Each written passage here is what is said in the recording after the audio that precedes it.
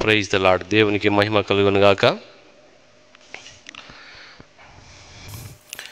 అక్షయుడా నా యేసయ్యా, నీ కృప ఎంత విస్తారము, నిత్యము నీ కీర్తి నా నోట నుండును, నిత్యము నీ కీర్తి నా నోట నుండును, నీ నామము బట్టి స్తుతింతును, నీ నామము బట్టి స్తుతింతును. అక్షయుడా నా యేసయ్యా, నీ కృప ఎంత విస్తారము, నిత్యము నీ కీర్తి నా నోట నుండును, నిత్యము నీ కీర్తి నా నోట నుండును, నీ నామము బట్టి స్తుతింతును, నీ నామము బట్టి స్తుతింతును. అక్షయుడా నా యేసయ్యా, నీ కృప ఎంత విస్తారము, ఇరుకు నందుండి నీ మొర పెట్టగా విశాలమందు ఉత్తరమిచ్చిదను, ఇరుకు నందుండి నే మొర పెట్టగా విశాలమందు ఉత్తరమిచ్చెను, నీవు నా పక్షముండగా భయపడను నేను, సహాయకుడవై నడిపించిన నా ఔన్నత్యుడా నిన్ను గణపరతును, సహాయకుడవై నడిపించిన నా ఔన్నత్యుడా నిన్ను గణపరతును. అక్షయుడా నా యేసయ్యా, నీ కృప ఎంత విస్తారము, నిత్యము నీ కీర్తి నా నోట నుండును, నిత్యము నీ కీర్తి నా నోట నుండును, నీ నామము బట్టి స్తుతింతును, నీ నామము బట్టి స్తుతింతును. అక్షయుడా నా యేసయ్యా, నీ కృప ఎంత విస్తారము, నమ్మదగిన నా సహాయుడా, అనుదినము నా భారము భరించి, నమ్మదగిన నా సహాయుడా, అనుదినము నా భారము భరించి, నీ చేయి నన్ను వీడక కృపతో నడిపితివి,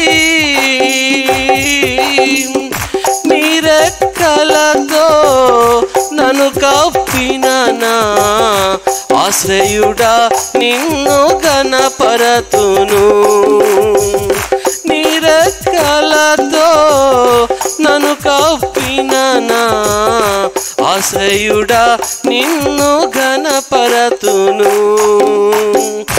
అక్షయుడా నా యేసయ్యా, నీ కృప ఎంత విస్తారము, నిత్యము నీ కీర్తి నా నోట నుండును, నిత్యము నీ కీర్తి నా నోట నుండును, నీ నామము బట్టి స్తుతింతును, నీ నామము బట్టి స్తుతింతును. అక్షయుడా నా యేసయ్యా, నీ కృప ఎంత విస్తారము. Praise the lord.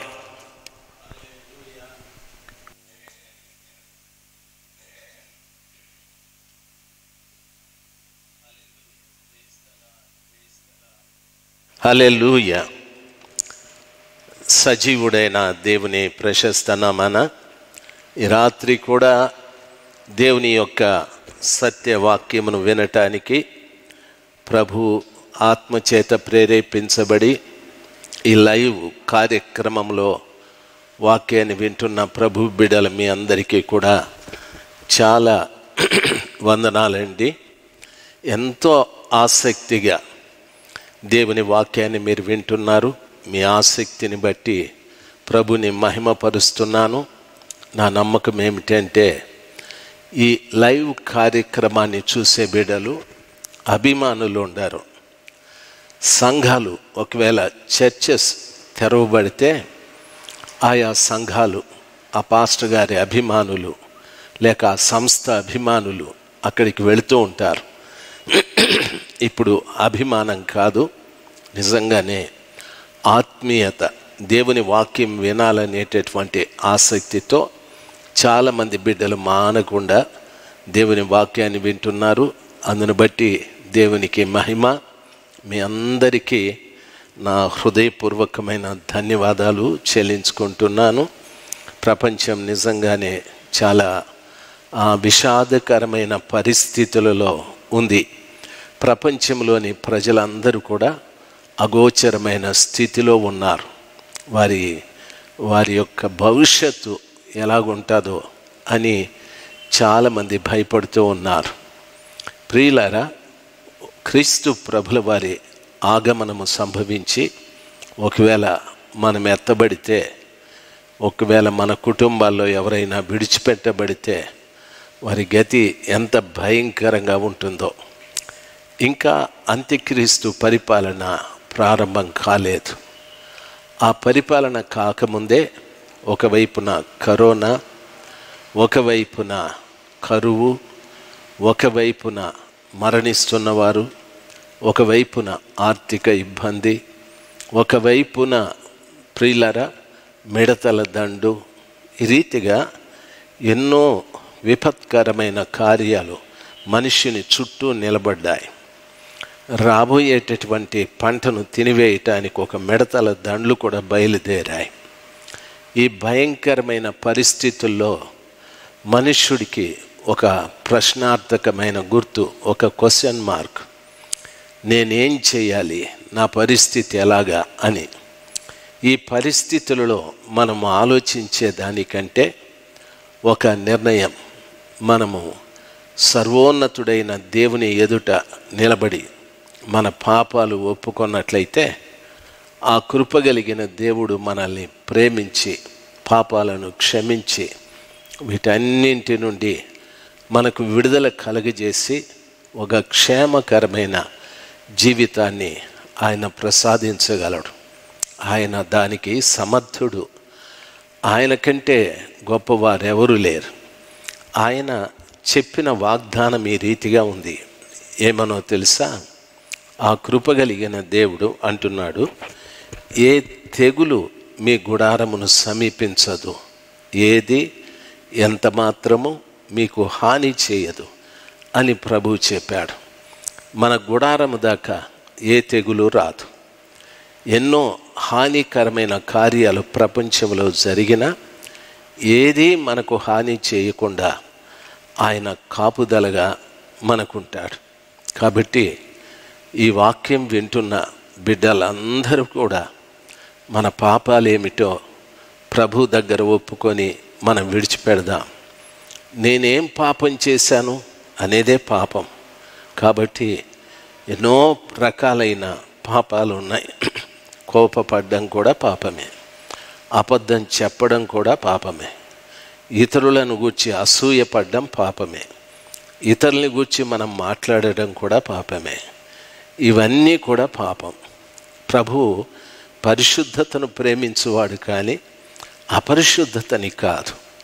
పాపమని నీకేది తెలుస్తుందో దాని విషయమై ప్రతిరోజు ప్రభు దగ్గర పశ్చాత్తాపపడి దాన్ని వదిలిపెట్టడానికి ప్రయత్నం చేయి. ఎప్పుడు నాలో ఉన్న పాపాలు వదిలిపెడుతూ నేను వస్తానో నా దగ్గరికి వచ్చే నాశనము కానీ తెగులు కానీ నా నుండి దూరం అయిపోతూ ఉంటుంది. పాప క్షమాపణ పొందినటువంటి వారి దగ్గరికి పాపాలను క్షమించే యేసయ్య సమీపిస్తూ వస్తాడు. ఆయన సమీపించినప్పుడు మనకు ఏది ఎంత మాత్రము హాని చేయకుండా ఆయన మనల్ని భద్రపరుస్తాడు. దయచేసి ఏవేవో మనము చేయాల్సిన పని లేదు. చాలామంది అంటారు 7 గంటలు వరుసగా ప్రార్థన చేద్దాము అంటారు. కొంతమంది అంటారు 3 గంటలు ప్రార్థన చేద్దామంటారు. కొంతమంది 3 రోజులు ఉపవాసం ఉందాము అంటారు. కొంతమంది అందరూ వారానికి 1 రోజు ఉపవాసం ఉండండి అంటారు. ఉపవాసం ఉన్నటువంటి వారు బైబిల్లో చాలామంది ఉన్నారు. నినివే పట్టణం మీదికి నాశనం వస్తుందని ప్రభువు చెప్పిన తరువాత రాజు మొదలుకొని చెరసాలలో ఉన్న ఖైదీ వరకు గోనె పట్టెలు కట్టుకొని బూడిద రాసుకొని వారి పాపాలు ఒప్పుకొని ప్రభు దగ్గర పశ్చాత్తాపడ్డారు. దేవుడు వారిని చూసి కనికరపడి వారి మీదికి పంపుతానన్న ఉగ్రతను మానేసుకున్నాడు. ఆ ఉగ్రత ఎలాగొస్తుందో, ఈ ప్రజలు ఎట్లా నాశనమైపోతారోనని ఆ నినివే పట్టణంలో ఒక వ్యక్తి కనిపెడతా ఉన్నాడు. ఆయన ఎవరంటే యోనా. దేవుడు చాలా కనికరం గలవాడు. మనుష్యుల ఇచ్చకు మనల్ని అప్పగించేవాడు కాదాయన. ఆయన కనికరం గల దేవుడు. ప్రియులారా, ఈ రీతిగా నేను మొదటి మాటలు మీతో చెప్తున్నాను. ఈ కార్యం మనము చేస్తే తప్ప ఈ ఉగ్రత నుండి, ఈ నాశనము నుండి మనము తప్పించుకునే అవకాశాలు లేవు. ప్రపంచంలో ఆల్రెడీ చాలా సంఘాలను సాతానుడు చెరపెట్టాడు. చాలా సంఘాలు సాతానుని ఆధీనంలో ఉన్నాయి, వాని స్వాధీనంలో ఉన్నాయి. ఆ రీతిగా సాతానుడు సంఘాలను తన ఆధీనంలో, స్వాధీనంలో ఉంచుకొని సంఘాలను పూర్తిగా, ఆ సంఘం లోపల కార్యక్రమాల్ని పూర్తిగా పాడు చేస్తూ ఉన్నాడు. ప్రియులరా, పేరు మాత్రము దేవుందే, పని మాత్రము సైతానుందిగా ఉంది. ఆ రీతిగా చాలా మట్టుకు 170 సంఘాలు ఆ రీతిగానే ఉన్నాయి. అందుకేనేమో దేవుడు కనికరం చూపెట్టి కరోనాని పంపి సంఘాలన్నింటినీ కూడా శుద్ధీకరించటానికి, అంటే సంఘాలలో ఉన్న ప్రతి ఒక్క వ్యక్తి కూడా తమ పాపాలు ఒప్పుకొని పరిశుద్ధపరచబడి తిరిగి సంఘము ప్రారంభమైన తర్వాత పరిశుద్ధులుగా ఆ సంఘంలోకి వెళ్ళి దేవుణ్ణి ఆరాధించాలనేమైనా ప్రభుల వారి ఆలోచనేమో. కాబట్టి ఈ అవకాశాన్ని సద్వినియోగం చేసుకొని ప్రతి వారు కూడా దేవుని దృష్టిలో పరిశుద్ధులుగా ఉండాలని నా ప్రత్యేకమైనటువంటి ప్రార్థన. ఉదయకాలమందు బావిని గూర్చి మాట్లాడుతూ వచ్చాను. బావి ఉబుకుము, ఏలికలు నిన్ను త్రవ్వారు, ప్రజల పెద్దలు కర్రల చేత, రాజదండముల చేత నిన్ను త్రవ్వారు అని చెప్పాను. ఆ బావి ఏమి అని కూడా మీకు వివరించాను.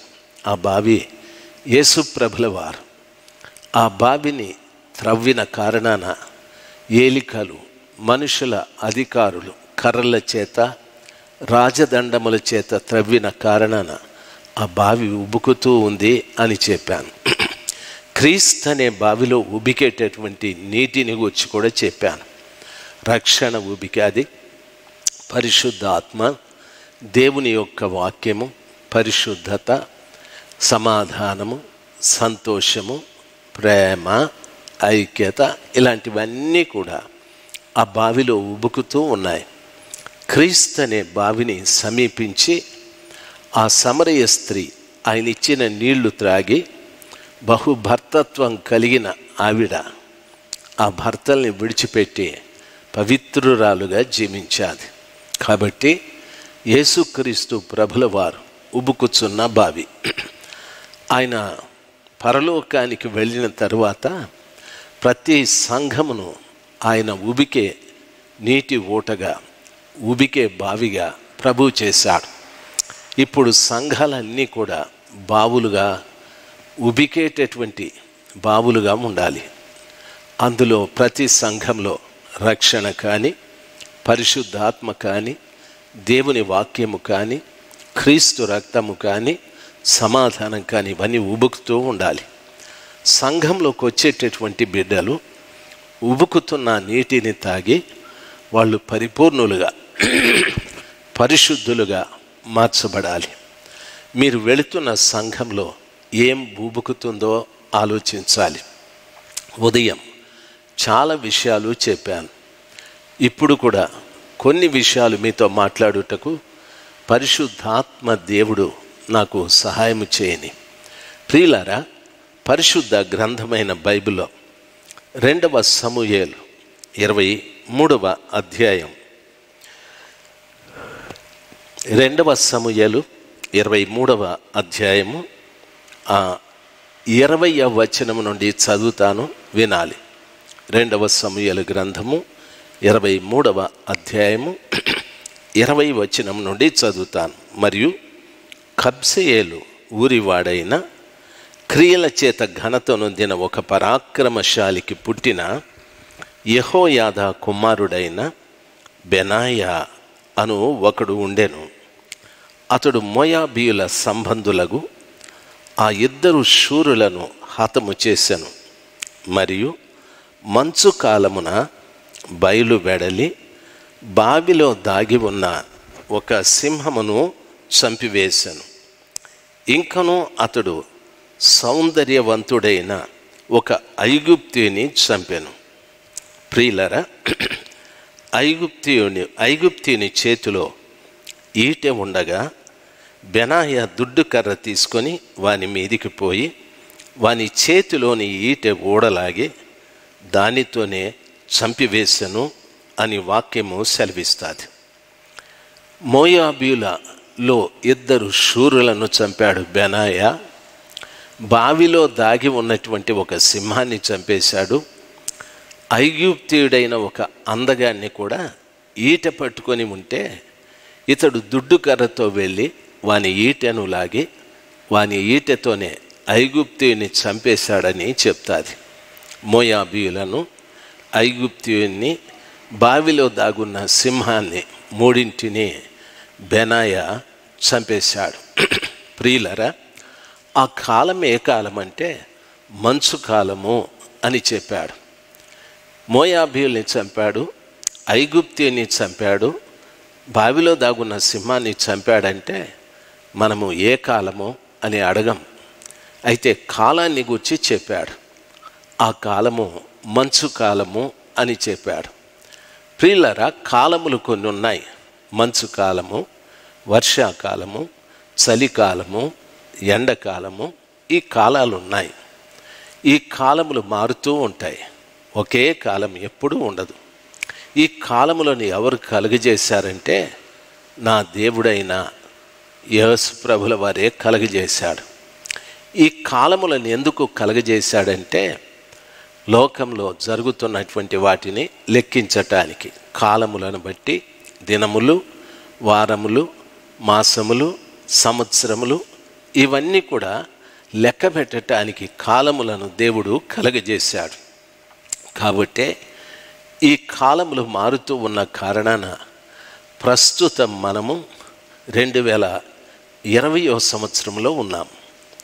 ఈ ప్రపంచంలో ఎంతో కాలం ముగిసిపోయాది. అయితే మనకు 2020వ సంవత్సరం మే మాసం ఆఖరిలో ఉన్నాం.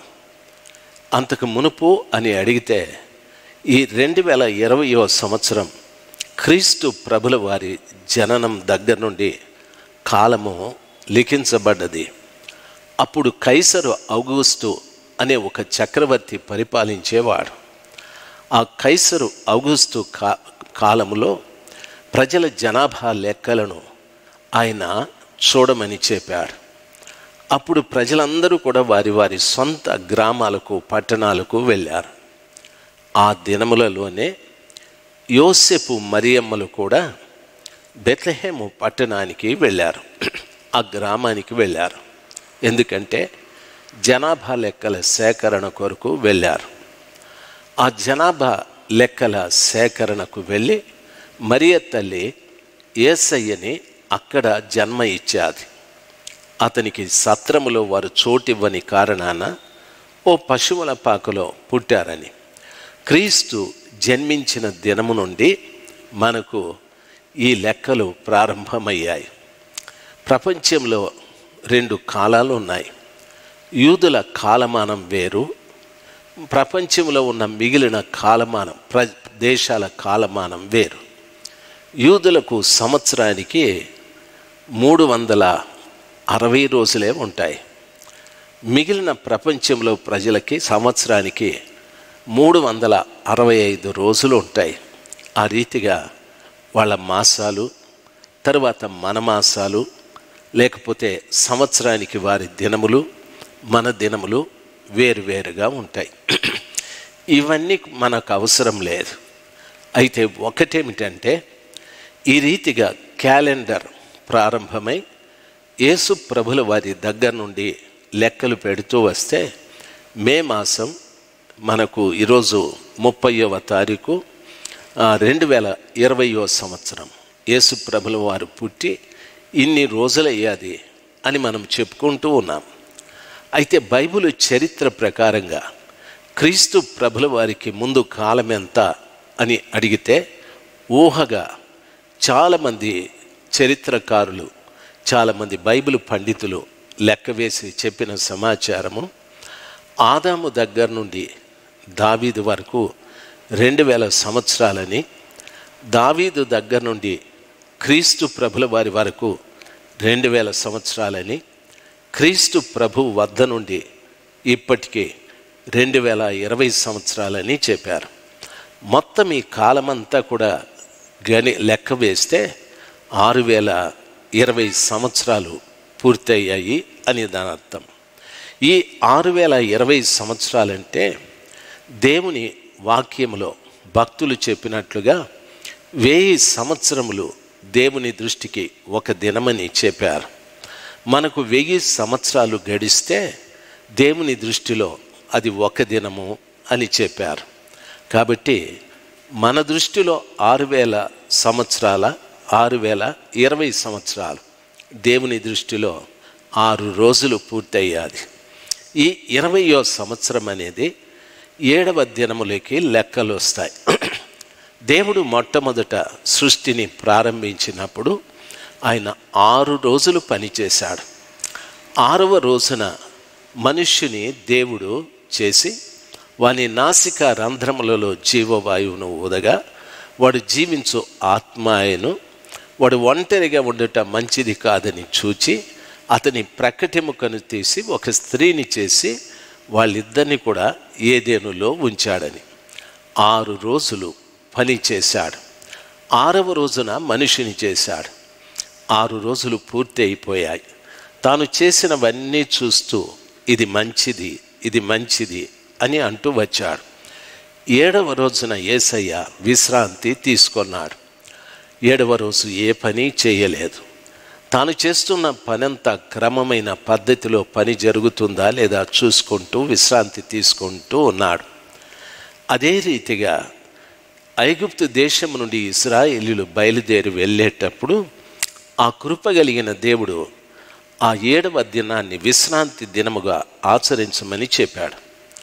6 రోజులు మీరు పని చేసుకోండి, 7వ రోజు విశ్రాంతి దినంగా మీరు ఆచరించండి.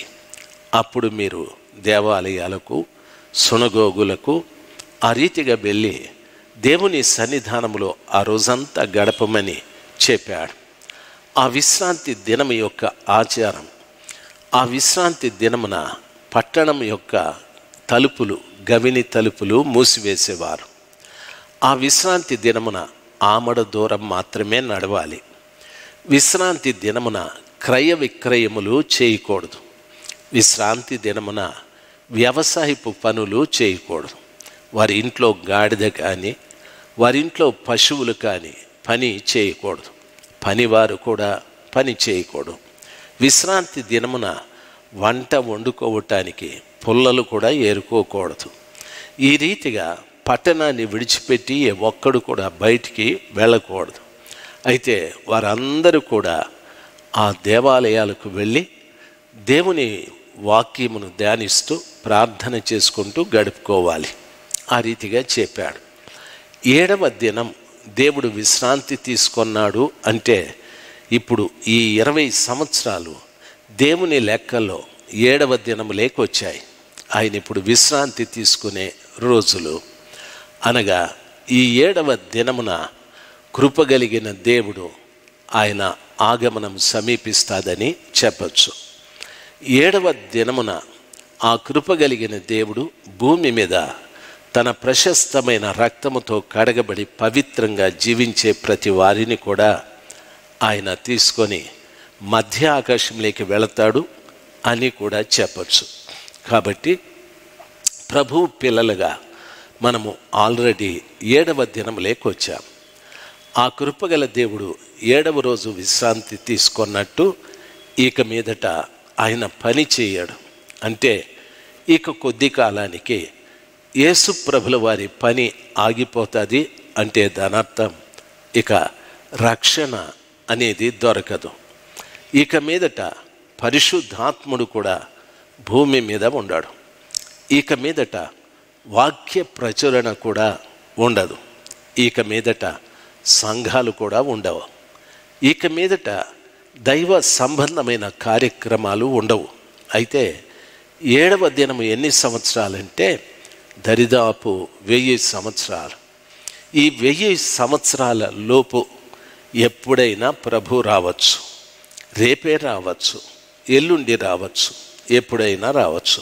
అయితే ప్రభు వచ్చేటటువంటి ఆ దినములలోకి మనం ప్రవేశించాం. ప్రభు వచ్చు దినమున పరిస్థితులు ఎలాగుంటాయి అని మార్కు గారు, లూకా గారు, మత్తయి గారు సువార్తల్లో యేసు ప్రభుల వారు ఆయన రాకడకు సూచనలు చెప్తూ వచ్చాడు. ఆయన రాకడకు సూచనలు చెప్పిన సమాచారాలు ప్రస్తుత దినాల్లో జరుగుతూ ఉన్నాయి. అంటే ఆయన రాకడకు సూచనలు మనం ఎరిగి మనము తెలుసుకొని ఇంకా ఆయన రాకడకు సిద్ధపడలేదంటే మనంత బుద్ధిహీనులు ఎవరూ లేరు. ప్రభువు రాకముందే మనము సిద్ధపడాలి. ప్రభు వచ్చిన తరువాత మనకు సిద్ధపాటు లేదు. ప్రభు ఆగమనం అనేది ఏదో కొన్ని గంటల కాలం జరిగే కార్యక్రమం కాదు. అది క్షణకాలం జరిగే కార్యక్రమం. అంటే కనురెప్ప పాటులో నీవు కనుమూసి తెరిచే లోపుకు ఎంత సమయం అవుతుంది అంటే అది ఫ్రాక్షన్ ఆఫ్ సెకండ్ అంటాడు. ఇట్లా కనుమూసి తెరిచేదాన్ని అట్లా అంటారు. దానికి సమయమును ఎవరు తెలపలేరు. ఆ రీతిగా భూమి మీద ఉన్న ఆయన సంఘం ఎత్తబడిపోతుంది. అది ఎవరికీ తెలియదు. ఆ క్షణకాలంలో జరిగేటటువంటి కార్యక్రమం నిమిత్తమై నేను సిద్ధపడాలి, మీరు సిద్ధపడాలి. భక్తి అనేది వ్యక్తిగతమైంది కాదు. దయచేసి వినాలి. భర్త సంపాదన కుటుంబానికి అంతటికీ వర్తిస్తుంది. భార్య పరిచర్య కుటుంబానికి అంతటికీ వర్తిస్తుంది. అయితే భక్తి అనేది ఒకని భక్తి వానికే ప్రయోజనం. అంతేకాని భక్తిని కుటుంబానికి పంచుతాను అనేకే అవకాశం లేదు. బిడ్డ భక్తి బిడ్డదే, భర్త భక్తి భర్తదే, తల్లి భక్తి తల్లిదే. కాబట్టి ఎవరంతట వాళ్ళు భక్తిగా ఉండి ఎదగాలి. దానికి కుటుంబంలో అందరూ కూడా ప్రోత్సాహం అనేది చాలా ప్రాముఖ్యం. నా భార్యకు నేను భక్తి నేర్పించాలి అంటే అది విద్య కాదు. లేక నా భర్తకు నేను భక్తి నేర్పించాలి అంటే విద్య కాదు. ఏదైనా ఒకదాన్ని నేర్పించాలంటే అది విద్య కాదు. అయితే హెచ్చరించవచ్చు, బుద్ధి చెప్పచ్చు, గద్దించవచ్చు. దీనికి మినహాయించి ఒక వ్యక్తి ఇంకొక వ్యక్తికి భక్తిని నేర్పించలేడు. భక్తిలో చాలా కార్యాలు ఉన్నాయి. భక్తిలో వాక్యము చదవాలి, వాక్యానుసారంగా జీవించాలి, ప్రార్థన చేసుకోవాలి, ఉపవాసాలు ఉండాలి, పాపాలు ఒప్పుకోవాలి. ఇవన్నీ ఎలాగ నేర్పిస్తాము? చెప్తాము. కాబట్టి భక్తిని చెప్పగలము కానీ నేర్పించలేము. వారు నేర్చుకోవాలి. ఈ రీతిగా ప్రతి వారు కూడా వారి కుటుంబంలో ప్రతి వారిని పరిశీలన చేసి భక్తిగా ఉండమని చెప్పాలి. ఎందుకంటే ప్రభుల వారు 7వ దినములేకి వచ్చేశాడు. ఈ 20 సంవత్సరాలు 7వ దినములోటివి, మనకు 7వ సంవత్సరములోనిది. ప్రియులరా, గమనించవలసిన విషయం, ఆ రీతిగా ప్రతి కుటుంబము కూడా సిద్ధపడుతూ రావాలి. దానికి మనము హెచ్చరిస్తూ, బుద్ధి చెప్తూ, గద్దిస్తూ రావాలి. ఆ రీతిగా విని వారు సరిచేయబడితే వాళ్ళు ఎంతో ధన్యులు. ఆ రీతిగా విని వారు సరిచేయబడకపోతే వారిని ఏమనాలనో మనకు తెలియదు. అయితే ప్రభు ఆగమనం అనేది ఖచ్చితం, అది జరుగుతుంది. ప్రియులరా, దయచేసి గమనించాలి. ఇక్కడ బెనాయాని గూర్చి చెప్తూ ఉన్నాను. నేను ఇంతవరకు ఇవి మాట్లాడటానికి గల కారణము కాలములు అనే మాట గురించి చెప్తూ వచ్చాను.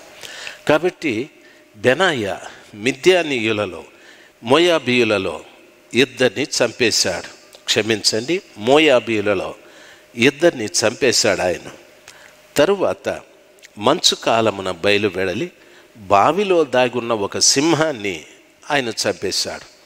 తరువాత సౌందర్యవంతుడైన ఒక ఐగుప్తీయుని కూడా చంపేశాడు. 2వ సమూయేలు 23వ అధ్యాయము 20వ వచనం. ప్రియులారా, ఆలోచించవలసిన సమాచారం ఏమిటంటే, ఈ స్థలంలో దేవుని వాక్యములో సెలవిచ్చిన రీతిగా మోయాబీయులు అంటే దైవత్వము లేనివారు, దైవ భయం లేనివారు. ఈ మోయాబీయు సంతానం ఎలాగ ప్రారంభమయ్యాదంటే, అబ్రహాము సోదరుడైన లోతుకి, ఆ తర్వాత లోతు భార్య, లోతు పిల్లల్ని దేవుడైన యెహోవా ఆ సొదమ గొమొర్రా పట్టణాల మీద అగ్ని కురిపిస్తానని చెప్తే, అబ్రహాము అతన్ని ఎలాగైనా తప్పించమని బ్రతిమలాడితే 2 దూతలు ఆ యొక్క పట్టణానికి వెళ్ళారు. ఆ పట్టణానికి, సొదమ గొమొర్రా పట్టణాలకు వెళ్ళి ఆ పట్టణంలో ఈ యొక్క లోతు భార్య, లోతు పిల్లల్ని వారి చేతుల్ని పట్టుకొని తీసుకొని పట్టణం అవతలకు వచ్చి, మీరు దయచేసి పరిగెత్తుకుంటూ వెళ్ళండి, ఈ పట్టణం మీదికి కొద్దిసేపటికి అగ్ని గంధకాలు కురుస్తాయి అని చెప్పాడు. అగ్ని గంధకాలు ఎందుకు కురవాలి? ప్రియులారా, గమనించాలి. అగ్ని కురిస్తే సరిపోతుంది కదా, కాలిపోతుంది కదా. గంధకాలు ఎందుకు కురవాలి అని అంటే, దయచేసి వినాలి.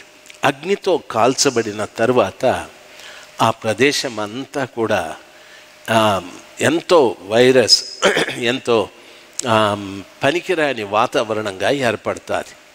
అయితే గంధకం అనేది యాంటీవైరస్. అది కాల్చబడిన శవాలు, ఆ శవాలు ఒకవేళ వచ్చే దుర్వాసన, ఆ శవాల ద్వారా వచ్చేటటువంటి క్రిమి కీటకాదులన్నీ కూడా నిర్మూలం కావటానికి దేవుడు గంధకాలని కూడా కురిపించాడు. అది యాంటీవైరస్ లాగా. కాబట్టి దేవుడు అనంత జ్ఞాని. ఆ పట్టణం చేత వారు నాశనమైన పట్టణం చేత వాతావరణము తదితరములైన కార్యక్రమాల ద్వారా ఎవరూ పాడవకూడదని దేవుడు అంత గొప్పగా ఆలోచన చేశాడు. ఈ రోజున గమనించవలసిన విషయం, ఆ లోతు భార్య పిల్లల్ని దేవదూతలు తీసుకొని పరిగెత్తండి అంటే చరిత్ర మీకు తెలుసు. లోతు భార్య వెనక్కి చూసి ఉప్పు స్తంభం అయిపోయారు. లోతు పిల్లలు పరిగెత్తుకుంటూ వెళ్ళిపోయారు. హాయి పట్టణం వెళ్తామన్నారు. హాయి కూడా సొదమకు సంబంధించిందే. దేవదూతలు అంటారు, మిమ్మల్ని బట్టి హాయి పట్టణం మీద అగ్ని కురిపించం, వెళ్ళండి అన్నారు. హాయిలో కొంతకాలం ఉంటే అది సొదమ కంటే భయంకరమైన వాతావరణం. అక్కడ నుండి వారు పర్వతాలకు వెళ్ళిపోయారు. అక్కడ గుహలో ఉన్నారు. కొంతకాలమైన తర్వాత ఆ 2 కూతుర్లు మాట్లాడుకుంటారు. అక్క చెల్లి ఏమంటారంటే, చెల్లి, మనతో లోక మర్యాద చొప్పున మనతో పోవుటకు ఏ పురుషుడు లేడు. కాబట్టి తండ్రికి మనము ద్రాక్షరసం త్రాగించి ఈరోజు నేను, రేపు నీవు అని చెప్పి వాళ్ళు మాట్లాడుకున్నారు. ఆ రీతిగా తండ్రికి ద్రాక్షరసం త్రాగించి అక్క తండ్రితో సంబంధం పెట్టుకుంది. అప్పుడు ఆమెకు మోయాబీయులు పుట్టారు. అంటే దాని అర్థము, మోయాబీయులు అంటే క్రమమైన సంతానం కాదు అని దాని అర్థం. మోయాబీయులు అంటే దైవత్వం లేనటువంటి వారు. వారు సక్రమమైన సంతానం కాదు, వక్రమమైన సంతానము, దైవత్వం లేని వారు వాళ్ళు. ప్రియులారా, ఇప్పుడు బెనాయా ఎవరిని చంపాడంటే దైవత్వం లేని వారిని చంపాడు. ఇద్దరిని అని అంటాడు. నన్ను గమనించవలసిన విషయం, వారు కూడా పరాక్రమవంతులు అని చెప్పారు. ఈ రోజున బావిలో ఉన్న సింహాన్ని చంపాలి అంటే మొట్టమొదట ఈ వక్రమమైన సంతానాన్ని, దైవభీతి లేనటువంటి వాటిని మనము చంపేయాలి. ఒకసారిగా మనం ఆలోచన చేద్దాం. నీలో దైవభీతి లేకుండా ఎన్ని కార్యాలు చేస్తున్నావో ఆలోచన చేయి. దేవుని భయం కలిగి ఏ ఏ కార్యాలు మానుకున్నావో ఆలోచన చేయి. చాలామంది మందిరానికి వెళతారు. మందిరానికి వెళ్ళి చాలా చక్కగా నాలాగా ప్రసంగం చేస్తారు, మీలాగా వింటారు, మీలాగా కానుకలు ఇస్తారు, మీలాగా ఏవో కార్యక్రమాలన్నీ చేస్తారు. ఈయన యూత్ ప్రెసిడెంట్ అంటారు, ఆమె స్త్రీల మైత్రి ప్రెసిడెంట్ అంటారు, ఈయన ఏదో ఇంకొకటి చెప్తారు. దయచేసి వినాలి. మందిరానికి వెళ్ళే ప్రతి వారికి నా మనం ఏమిటంటే, దైవ భీతితో మీరు వేటిని చంపేశారు. మీలో చాలామంది దైవ భీతి లేక దేవునికి ఇష్టం లేని కార్యక్రమాలు చేసేవాళ్ళు బోలెడంతమంది ఉన్నారు. అయితే ఈ స్థలంలో బెనాయా దేవుని భయం లేని మోయాబీయులలో ఇద్దరిని చంపేశాడు. ఆ రీతిగా మనము చావాలి. పరిశుద్ధ గ్రంథమైన బైబిలు అపోస్తలుడైన పౌలు గారు మాట్లాడుతూ, నీవు ఆత్మానుసారివైతే శరీర క్రియలను చంపేస్తావు అన్నాడు. శరీర క్రియల్ని చంపుతావని దాని అర్థము, ఒక వ్యక్తి భక్తిగా పెరగాలంటే తన శరీర సంబంధమైన క్రియల్ని చంపాలి. ఒక మాట నేను అడుగుతాను, ప్రియులారా, చాలామంది వారి భోజనం విషయంలో చాలా భయంకరంగా తింటూ ఉంటారు. ఈ భోజనం అంటే చచ్చిపోతారు. చాలామంది సేవకుల్ని చూసినాను. చాలామంది క్రైస్తవులు కూడా భయంకరమైన మాంసాపేక్ష, రోజు మాంసం ఉంటేనే వీడికి మొద్ద దిగుతుంది. చాలామంది సేవకుల్ని నేను చూసినాను. అంటే భోజనం విషయంలోనే మనము హద్దు లేకుండా జీవిస్తున్నాం. ఇంకా ఎన్నో కార్యక్రమాలు, కోపపడే విషయం కానీ, దూషించే విషయం కానీ, ఇతరుల మీద అసూయ కానీ, ధనాపేక్ష కానీ, ఇలాంటివన్నీ కూడా దేవునికి ఇష్టం లేనివే. వాటిని మనము చంపితేనే ఆత్మానుసారులుగా మనం ఉంటాం. బెనాయా బావిలో ఉన్న సింహాన్ని చంపక మునుపు ఇతడు ఇద్దరు మోయాబీయుల్ని చంపేశాడు. అంటే దైవత్వము లేని వారిని, వక్రమమైన సంతానము, క్రమమైన సంతానం కాదు వాళ్ళు, అక్రమమైన సంతానం. అలాంటివి దేవునికి సంబంధించనివి మనలో బోలెడన్ని ఉంటాయి. వాటన్నీ కూడా చంపాలి. ఆ తర్వాత బెనాయా బావిలో దాగున్న సింహాన్ని కూడా చంపాడంటాడు. ఆ కాలం ఏ కాలం అంటే మంచు కాలము అని అన్నాడు. మంచు దేనికి గుర్తు అని ఆలోచన చేస్తే, ఒకసారి మనము ద్వితీయోపదేశకాండం 32వ అధ్యాయం, బైబిల్ ఉన్న బిడ్డలు దయచేసి చూద్దాము. ద్వితీయోపదేశకాండము 32వ అధ్యాయము 2వ వచనాన్ని చదువుతాను, బాగా గమనించాలి. 32వ అధ్యాయము ద్వితీయోపదేశకాండము 2వ వచనం. నా ఉపదేశము వానవలే కురియును, నా వాక్యము మంచు వలెను, లేత గడ్డి మీద పడు చినుకుల వలెను, పచ్చిక మీద కురియు వర్షము వలెను ఉండును అని చెప్పాడు. ఈ స్థలంలో మోషే గారు ఈ ద్వితీయోపదేశ కాండంలో రాస్తూ నా వాక్యము మంచు వలెను అని చెప్పాడు. అంటే మంచు దేవుని వాక్యానికి పోలుస్తూ చెప్పాడు. నా వాక్యం మంచులాగా ఉంటుంది అని అన్నాడు. ప్రియులరా, రెండవది, మీరు సంఖ్యాకాండం 11వ అధ్యాయం 9వ వచనంలో చదువుకుంటే అక్కడ ఇంకొక మాట రాయబడింది. సంఖ్యాకాండము 11వ అధ్యాయము 9వ వచనంలో చదువుకుంటే బైబిలు ఇంకొక మాట రాయబడింది. చూడండి, చదువుతాను. 9వ వచనంలో, రాత్రి యందు మంచు పాలెం మీద కురిసినప్పుడు ఆ మన్నా దాని వెంట పడెను అని చెప్తాడు. ఇజ్రాయేలీలు ఐగుప్తు ప్రయాణంలో ఉన్నప్పుడు వారికి భోజనం లేకపోతే పరలోకంలో దేవదూతలు భుజించేటటువంటి మన్నాని దేవుడు కురిపించాడు. ఆ మన్నా కురిసేటప్పుడు బైబిల్ ఏమంటుందంటే, రాత్రి యందు మంచు పాలెం మీద కురిసినప్పుడు ఆ మన్నా దాని వెంట పడెను అంటాడు. అంటే మన్నా మంచుతో కలిసి కురిసింది అని దాని అర్థం. మన్నా అనేటటువంటి మాటకు సరైన అర్థం ఏమిటంటే వాక్యము అనొచ్చు. మన్నా అంటే యేసు ప్రభుల వారని కూడా చెప్పచ్చు. ఎందుకంటే దాని రూపము, దాని రుచిని బట్టి మన్నా క్రీస్తు ప్రభుల వారికి సాదృశ్యమని చెప్పచ్చు. అయితే ఈ మన్నా దేవదూతలు భుజించే ఆహారం అంటే వాక్యమని కూడా చెప్పచ్చు. కాబట్టి ఈ మంచు ఈ స్థలంలో మనము చదువుకున్న రీతిగా తాను మొట్టమొదట మంచు కురిసి దాని వెంట మన్నా కురిసింది అని చెప్తాడు. ప్రియులరా, అదే రీతిగా దేవుని వాక్యంలో మనము చదువుకున్నట్లయితే నిర్గమాకాండము 16వ అధ్యాయం 16వ అధ్యాయం 13వ వచనములో చదువుకుంటే వాక్యం ఈ రీతిగా సెలవిస్తుంది. చూడండి, కాగా సాయంకాలమున పూరేడులు వచ్చి వారి పాలెమును కప్పెను. ఉదయమున మంచు వారి పాలెము చుట్టూ పడి ఉండెను. పడిన ఆ మంచు ఎగిరిపోయిన తరువాత నూగు మంచు వలె సన్నని కణములు అరణ్య భూమి మీద కనబడెను.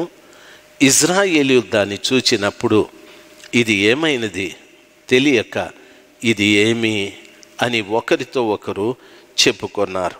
ప్రియులారా, మన్నా ఆ రోజు ఆ వాక్యంలో కూడా ఈ మంచు కురిసిన తరువాత మన్నా నూనూగు చిన్న చిన్న కణముల వలె కనిపించాదని వారికి అది అర్థం కాక ఇది ఏమి అని ప్రశ్నిస్తే అది మన్నా అని చెప్పారని బైబిల్ సెలవిస్తుంది. ఒక మాటలో చెప్పాలంటే మంచుతో ఆ యొక్క మన్నా కురిసిందని, దేవుని యొక్క వాక్యం వానవలే ఉందని, ఈ మంచుతో చిన్న చిన్న కణములతో ఆ మన్నా కురిసిందని బైబిల్ సెలవిస్తూ ఉంది. అంటే దాని అర్థము వాక్యము మంచుతో కలిపి వచ్చాదని. ప్రియులారా, మన్నా యేసు ప్రభుల వారు మన్నా దేవుని వాక్యమైనప్పుడు యేసు ప్రభుల వారు ఈ లోకంలోకి రావటానికి ఎవరు సహాయము చేశారు? గాబ్రియేలు దూత మరియ తల్లితో మాట్లాడుతూ, మరియా, నీవు దయాప్రాప్తురాలివి, నీకు శుభం కలుగునుగాక, సర్వోన్నతుని శక్తి నిన్ను కమ్ముకొంటాది, పరిశుద్ధాత్మ చేత నువ్వు గర్భము ధరిస్తావు అని చెప్పాడు. అంటే యేసు ప్రభుల వారు ఈ లోకంలోకి రావటానికి ముఖ్య కారకుడు పరిశుద్ధాత్మ అని గాబ్రియేలు దూత చెప్పాడు. కాబట్టి వాక్యము ఈ భూమి మీదికి రావటానికి, మన్నా ఈ భూమి మీదికి రావటానికి సహాయకులు ఎవరంటే మంచు కురిసాది. మంచు పరిశుద్ధాత్మకు సూచన. మంచు పరిశుద్ధాత్మకు సూచన. ఈ కాలమే ఏ కాలం అంటే లోకమందంతటా పరిశుద్ధాత్మ కుమ్మరించబడుతున్న కాలం. ఇది కడవరి వర్షపు కాలం. యోవేలు ప్రవక్త చెప్తాడు, తొలకరి వర్షం కురిసాది, కడవరి వర్షం కురుస్తుంది. అప్పుడు మీ వృద్ధులు, పెద్దలు, యవన పిల్లలు, చిన్నపిల్లలు ఆత్మతో నింపబడి వారు ప్రవచిస్తారు, భాషలు మాట్లాడతారు, దర్శనములు చూస్తారు అని చెప్పారు. ఇవి కడవరి వర్షము కురిసేటటువంటి కాలం. తొలకరి వర్షం ఎప్పుడు కురిసేది అంటే ఆదిమ సంఘం మొట్టమొదట ఆ యెరూషలేములో మేడగది మీద ప్రార్థన చేసేటప్పుడు తొలకరి వర్షం కురిసేది. కడవరి వర్షం ఎప్పుడు? ఈ దినాలలో కురుస్తూ ఉంది. ఎక్కడ చూసినా వాక్యమే, ఎక్కడ చూసినా పరిశుద్ధాత్మ యొక్క బోధలు మీరు వింటూ ఉన్నారు. ఇప్పుడు కడవరి వర్షం. ఒక రైతు వ్యవసాయం చేసేటప్పుడు భూమిని మెత్తగా దున్ని ఆయన విత్తనాలు చల్లిన తరువాత 8 రోజులు వర్షం కురవాలి. వర్షం కురవకపోతే భూమిలో వేసిన విత్తనము కుళ్ళిపోతుంది. వేరుశనగ విత్తనానికి 8 రోజులు అవసరం. భూమిలో నాటిన చెరుకుకి 11 రోజులు అవసరం. తరువాత జొన్న కానీ, సజ్జ కానీ, రాగి కానీ, ఇటువంటి చిన్న చిన్న ధాన్యములు 3 రోజులు 5 రోజుల కాలమానములో వర్షం కురిస్తేనే విత్తనం మొలకెత్తబడతాది. లేని పక్షాన విత్తనాలు చనిపోతాయి. అదే విధంగా ప్రియమైనటువంటి వాళ్ళారా, రైతుకి తొలకరి వర్షం ఆ దినముల లోపల కురిస్తే తాను వేసిన విత్తనాలు మొలకెత్తుతాయి. మొలకెత్తిన తరువాత ఆయన వాటికి తరచూ ఆకాశము నుండి వర్షం కొరికి ఎదురు చూస్తూ పైరు పెరుగుతూ వస్తుంది. అప్పుడు రైతు దాని మధ్యన పెరిగిన కలుపు మొక్కలన్నీ తీసివేస్తాడు. రోజు రోజు ఆ ఆకాశము నుండి వచ్చే వర్షము చేత అది పండుతూ వస్తుంది. కొంతకాలమైన తరువాత ఆ విత్తనాలలో పాలు నింపబడ్డం ప్రారంభమవుతుంది. విత్తనాలకు పాలు నింపబడేటప్పుడు అప్పుడు కడవరి వర్షం కురవాలి. కడవరి వర్షం కురిసినప్పుడు ఆ విత్తనాలలో పాలు నింపబడతాయి. ఆ కడవరి వర్షం ఆగిపోయి భూమి గట్టిబడితే విత్తనం లోపలున్న పాలు గట్టిగా అవుతుంది, విత్తనం అవుతుంది. ప్రియులారా, కడవరి వర్షం కురుస్తున్న రోజులు ఇవి. ఎంతకాలం వాక్యం అనే పాలను మనము సేవిస్తూ ఉన్నాం. ఇప్పుడు ఆ వాక్యము ద్వారా మనం బలం పొందుకోవాలంటే కడవరి వర్షం కురిసి ఆగిపోవాలి. అంటే పరిశుద్ధాత్మ ఇంకా ఈ స్థలంలో ఉండదు. సంఘం ఎత్తబడిన తరువాత వాక్యపు శబ్దము కానీ, పరిశుద్ధాత్మ శబ్దము కానీ, సంఘం అనే శబ్దము కానీ ఏవి కూడా వినము. ఈరోజు మీరు ఎంతో స్వేచ్ఛగా పాడుతూ ఉన్నారు, వాయిద్యాలు వాయిస్తూ ఉన్నారు, పెద్ద పెద్ద కూడికలు జరిపారు, స్వస్థత కూడికలు జరిపారు, ఉజ్జీవ కూడికలు జరిపారు, ఆన్లైన్ ప్రేయర్లు జరిపారు, ఏవేవో జరిపారు. సడన్గా అవన్నీ ఆగిపోయాయి. కనీసం నువ్వు వెళుతున్నటువంటి మందిరం దగ్గరికి వెళ్ళటానికి కూడా భయపడుతున్నావు. కారణము ఒకటి కరోనా, రెండవది ప్రభుత్వము ఏర్పాటు చేసిన ఆ నియమాల ప్రకారంగా జీవించాలి, లేకపోతే వారు శిక్షిస్తారు. అయ్యో మా చర్చి అని అంటున్నావు కానీ అక్కడికి వెళ్ళటానికి అవకాశం లేదు. ఎప్పుడైనా అనుకున్నావా? ఈ రీతిగా ఒక్క రోజున సంఘంలో అన్నీ ఆగిపోయే పరిస్థితులు వస్తాయి. కడవరి వర్షం ఒకవేళ కురిసాదేమో నాకు అంతగా తెలియదు.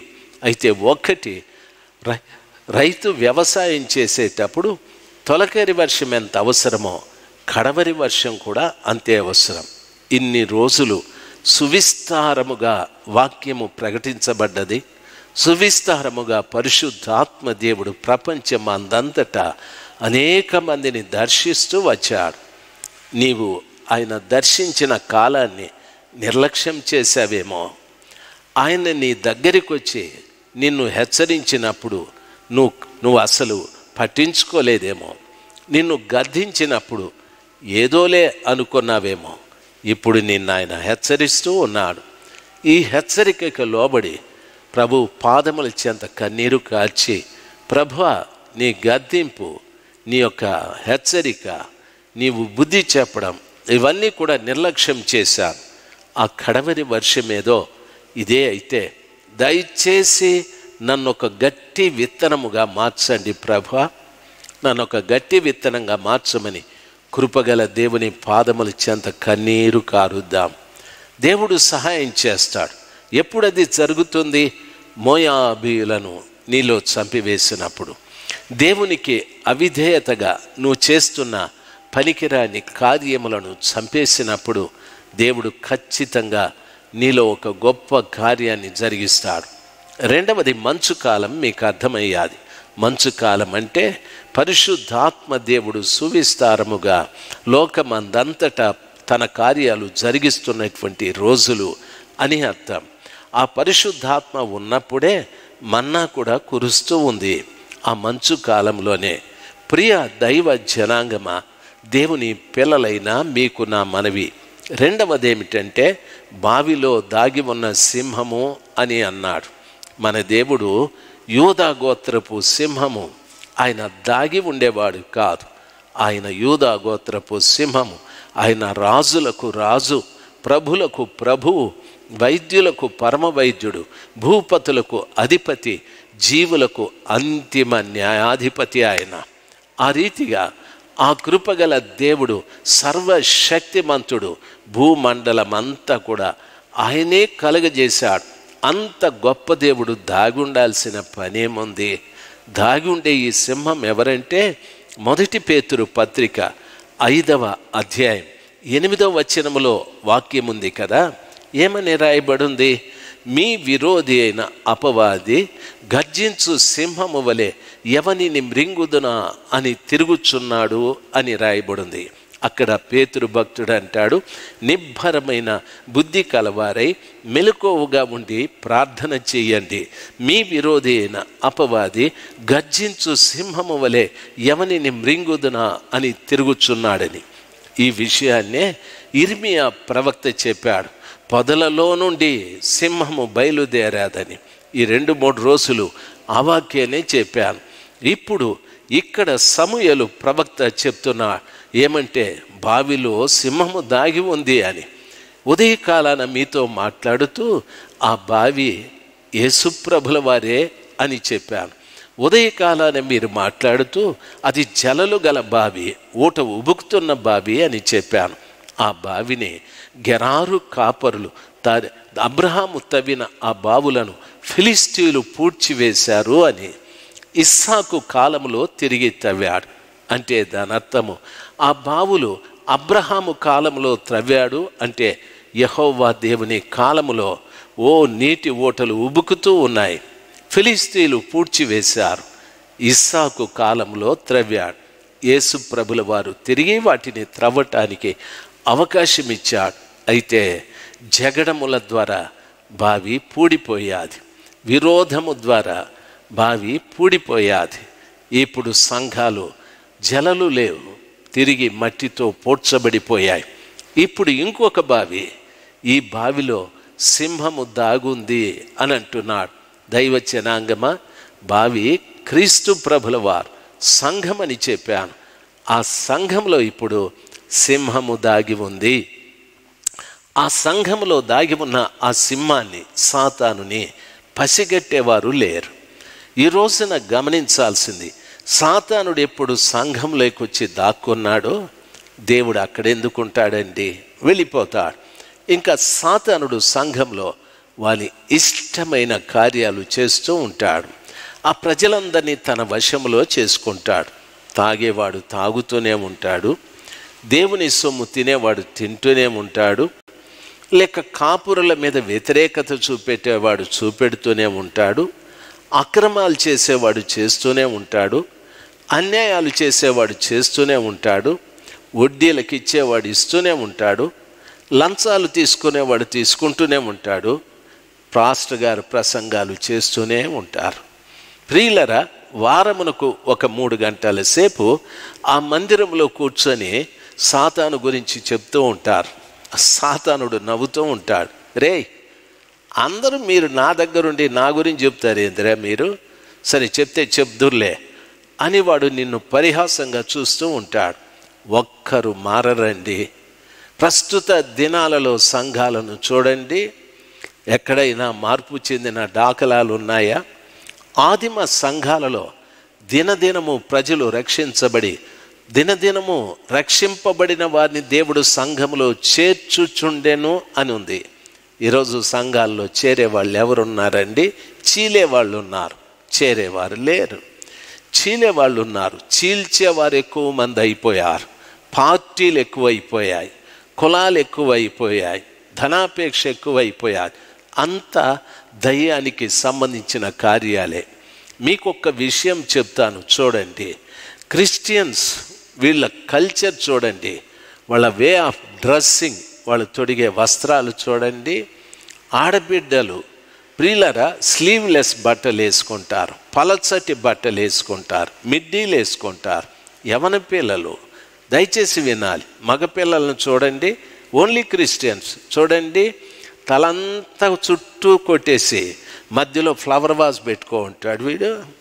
వీని పేరు జార్జ్, వీని పేరు జేమ్స్, వీని పేరు యాకోబు. చుట్టూ కొట్టేస్తాడు, తలకాయ మధ్యలో రబ్బర్ బ్యాండ్ ఒకటేసి ఫ్లవర్ వాజ్ పెట్టుకో ఉంటాడు. క్రిస్టియన్స్ అండి వీళ్ళంతా కూడాను.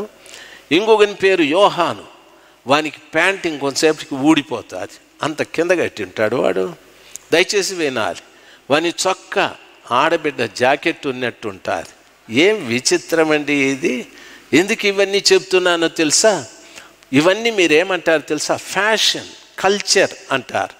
కల్చర్ క్రైస్తవ్యంలో ఎక్కడుందిరా బాబు? సంఘంలో దాగున్న సాతానుడు ఇవన్నీ మీకు నేర్పిస్తూ ఉన్నాడు. దయచేసి గమనించాలి. నాగరికత చెడిపోయాది, ప్రియులార వస్త్రధారణ చెడిపోయాది, భక్తి అస్సలు లేదు. ఒక క్రైస్తవ పెండ్లి జరిగితే హిందువుల కంటే ఘోరంగా చేస్తూ ఉంటారు. ఈ మధ్యన నేను హైదరాబాద్లో మా బంధువులకి పెళ్ళి ఒకటి జరిగితే అక్కడికి వెళ్ళినాను. అది ముషీరాబాద్ సిఎస్ఐ చర్చి. అక్కడికి వెళ్తే నన్ను అక్కడికి ప్రసంగం చేయమని పిలిచారు. ఆ చర్చిలో చాలామంది నాకు తెలుసు, మీరు వాక్యం చెప్పండి అని చెప్తే నన్ను అక్కడ కూర్చోబెట్టారు.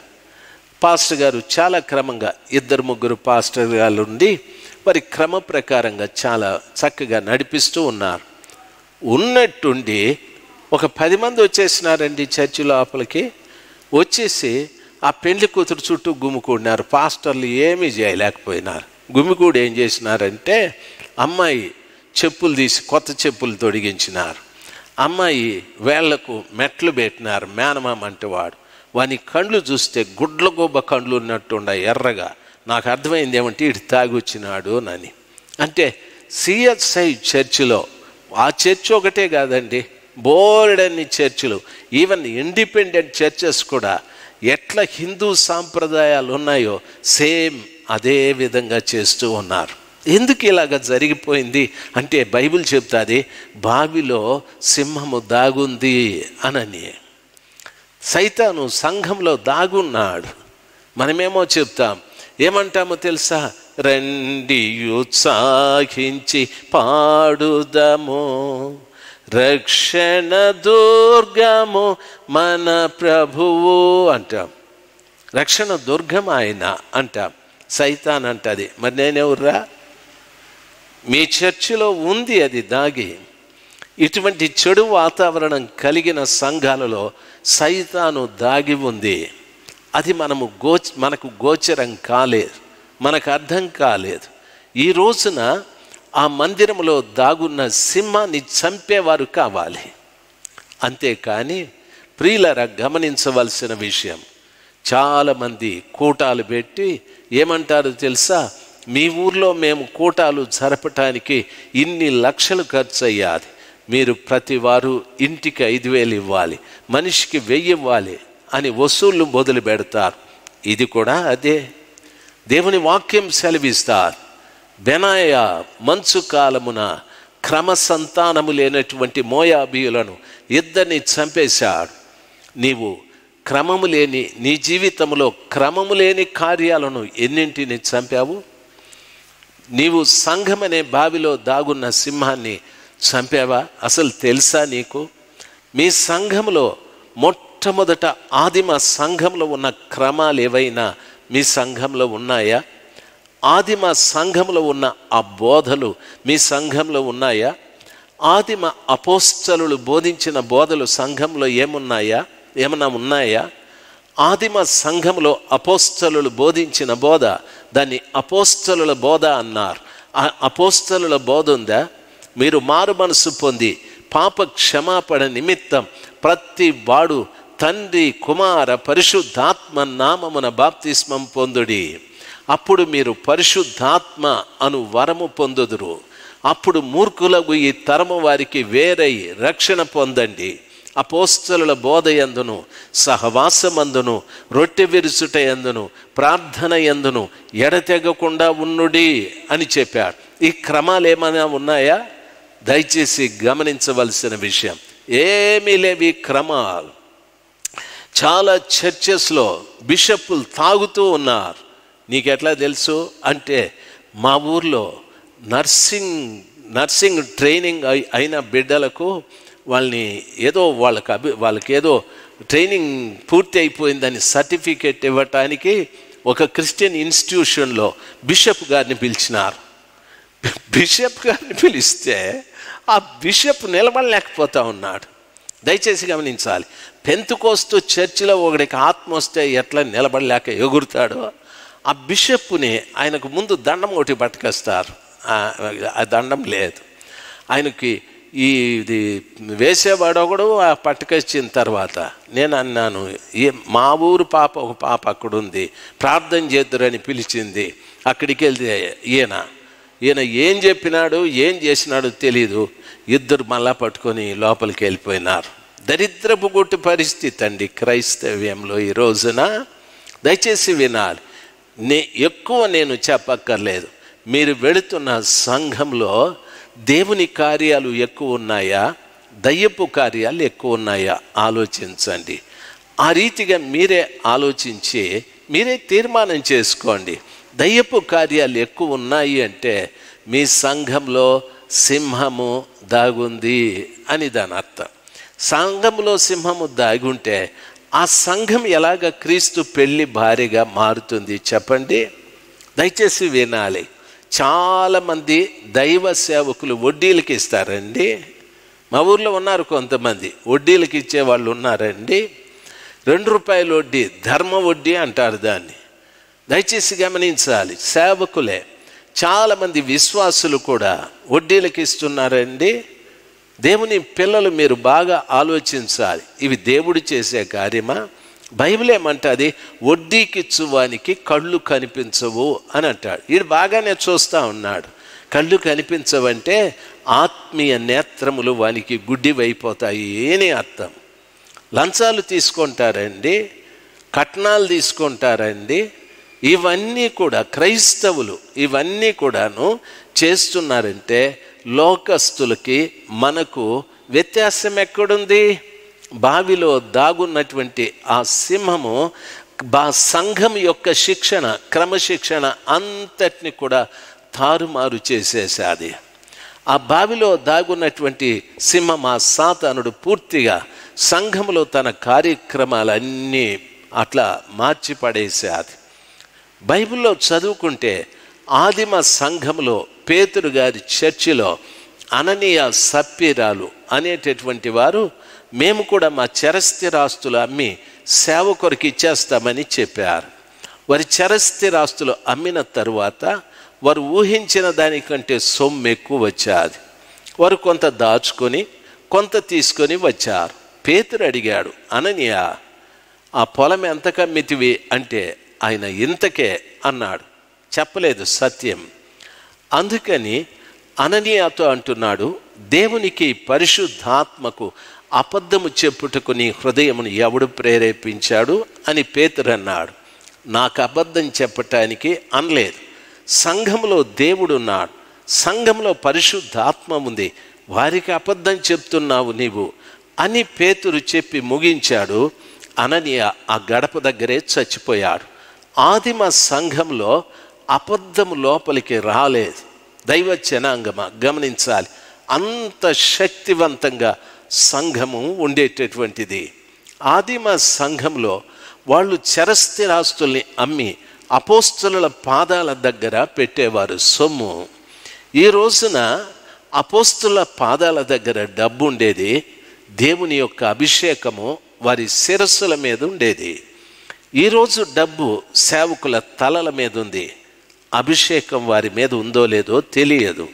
ప్రతి వాడు కూడా డబ్బు సంపాదించాలి అని. ఈ డబ్బు ఎవరికి ప్రతినిధో తెలుసా? సైతాను యొక్క ప్రతినిధి డబ్బు, దేవుని యొక్క ప్రతినిధి పరిశుద్ధాత్మ.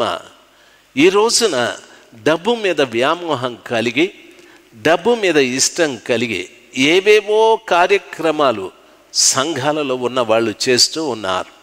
అంటే దాని అర్థం దయ్యము యొక్క ప్రతినిధి సంఘంలో పనిచేస్తూ ఉంది అని దాని అర్థం. దేవుని బిడ్డలు మీరు, దేవుని బిడ్డలు, కడవరి వర్షం కురిసే రోజులు దగ్గర పడ్డాయి.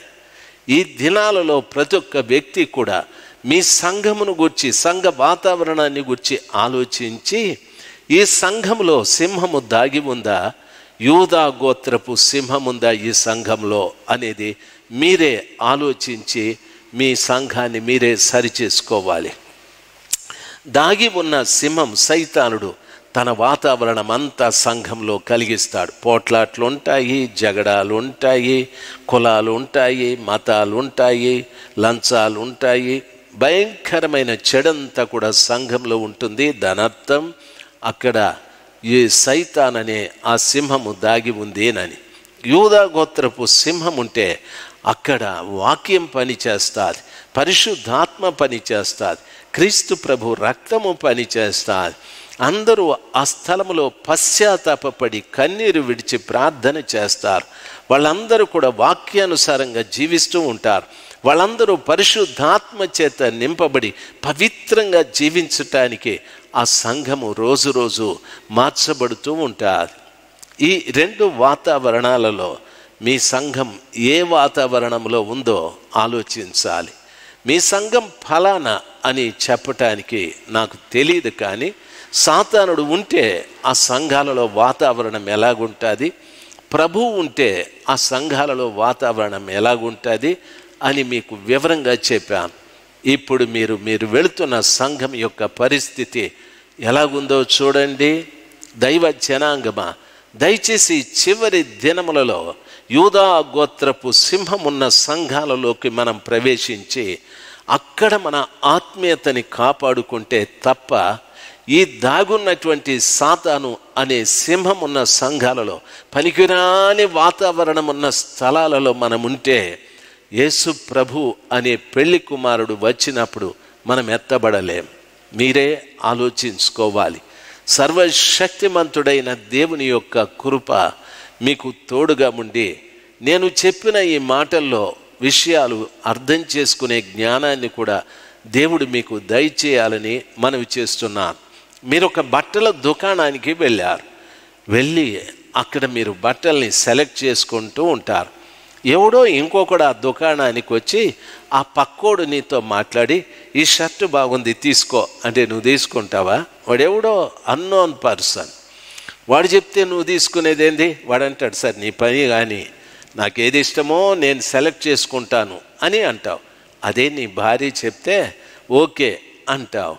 ఆ రీతిగా నీకు సంబంధించని వాడు సంఘంలో ఉండి ఇది చేయి అది చేయి అంటే నువ్వు ఆ కార్యాలన్నీ చేసి దేవునికి దూరమైపోతూ ఉన్నావు.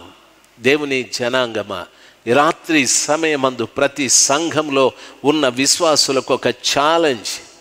మీ సంఘము అనే బావిలో సాతానుడు దాగి ఉన్నాడా?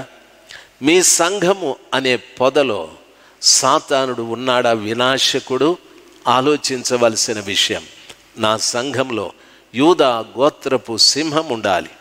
నా సంఘంలో అనేక మంది రక్షించబడిన వారు చేర్చబడుతూ ఉండాలి. నా సంఘంలో కడవరి వర్షం కురుస్తూ ఉండాలి, పరిశుద్ధాత్మ కురవాలి. నా సంఘంలో మంచు కురవాలి, దేవుని వాక్యం కురవాలి. నా సంఘంలో ఉన్న ప్రతి బిడ్డలు కూడా యేసుక్రీస్తు అనే పెళ్లి కుమారునికి పెళ్లి భార్యలుగా మార్చబడాలి.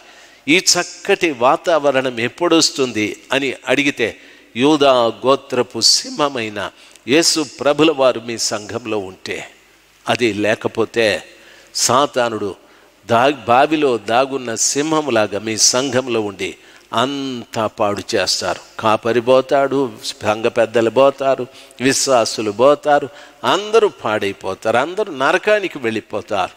దయచేసి ఈ రాత్రి సమయమందు ప్రభు మాటలు వింటున్న ప్రతి బిడ్డకు ఒక సవాల్, ఒక ఛాలెంజ్. మీరు ఆ చర్చికి వెళ్తాను, ఈ చర్చికి వెళ్తాను, నేను ఆ భక్తుడిని ఈ భక్తుడిని కా. మీ సంఘ వాతావరణం ఎలా ఉందో చూసి అక్కడ యూదా గోత్రపు సింహం ఉన్నాడా, లేక సాతానుడు అనే సింహం ఉన్నాడా, ఆ చర్చి వాతావరణం ఎలాగుందో పరిశీలన చేసి మీరు ఒక మంచి ఆలయానికి కరోనా తీరిన తర్వాత యేసు ప్రభుల వారు ఉండి ఆయన వాక్యము, పరిశుద్ధాత్మ, ఆయన రక్తము పనిచేస్తున్న శ్రేష్టమైన సంఘానికి వెళ్ళడము చాలా మంచిది. ఇది తప్పో రైటో నాకు తెలియదు, కానీ మీరు ప్రభు బిడ్డలుగా, ప్రభు భార్యలుగా మార్చబడటానికి ఇది ఒక అవకాశం. దేవుడు మిమ్మల్ని దీవించుగాక. ప్రియులారా, ఈ రాత్రి సమయమందు మీరు విన్న వాక్య ప్రకారముగా మీ జీవితము సరిచేసుకోవటానికి దేవుడు మరలా ఒక అవకాశాన్ని ఇచ్చాడు. అందరం మోకరిద్దాం, అందరూ ప్రార్థిస్తాం. దయచేసి ఇప్పుడు మీ సంఘాన్ని జ్ఞాపకం చేసుకోనండి, మీ సంఘంలో జరిగే కార్యక్రమాలను జ్ఞాపకం చేసుకోనండి.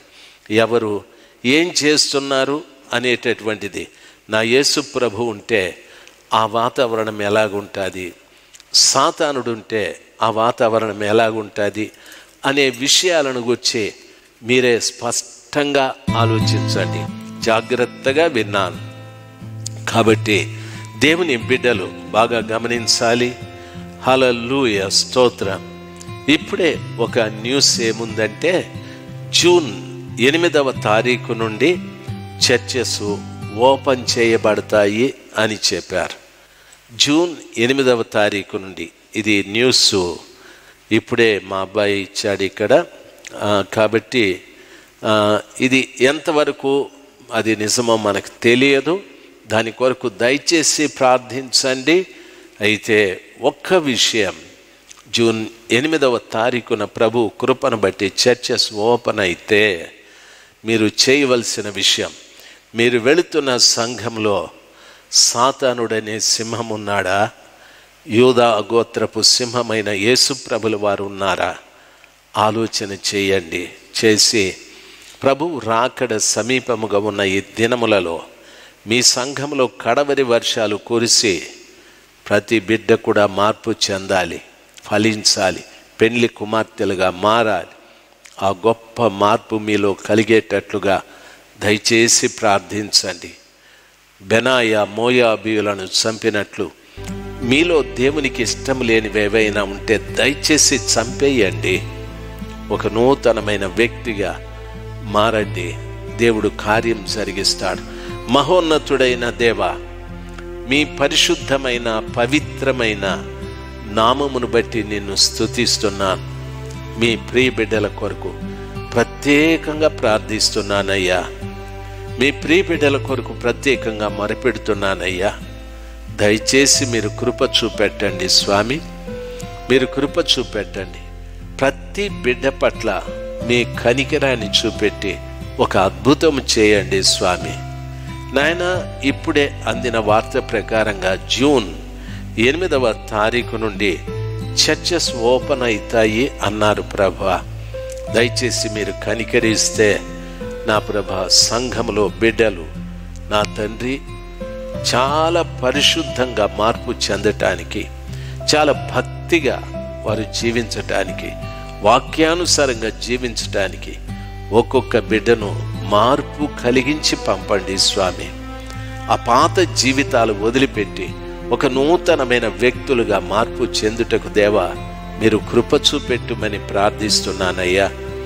తండ్రి, ఈరోజు వాక్యం విన్న ప్రతి బిడ్డ పైన మీ కృప కుమ్మరించి మీ జ్ఞానముతో వారు ఆ వాక్కును ఆలోచించుటకు సహాయం చేయి స్వామి. మీరే మహిమ పొందుకొనండి. మా ప్రభా, కరోనాతో బాధపడుతున్న ప్రజలందరి విషయమై మొరపెడుతున్నాను తండ్రి. ప్రపంచాన్ని ఒకసారి దర్శించండి, ప్రపంచాన్ని ఒకసారి దర్శించండి ప్రభా.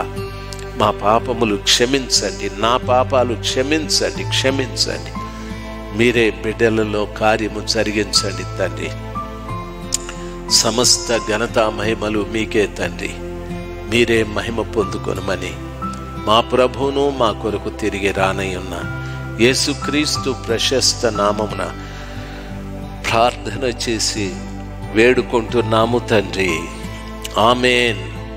తండ్రి యొక్క ప్రేమయు ఆయన కుమారుడైన యేసుక్రీస్తు ప్రభుల వారి సమాధానము పరిశుద్ధాత్మ దేవుని యొక్క సహవాసము.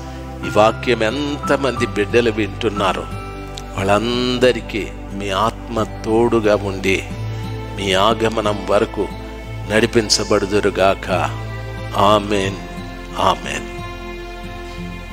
మీ అందరికీ వందనాలు. దేవునికి స్తోత్రాలు. Praise the Lord, praise the lord.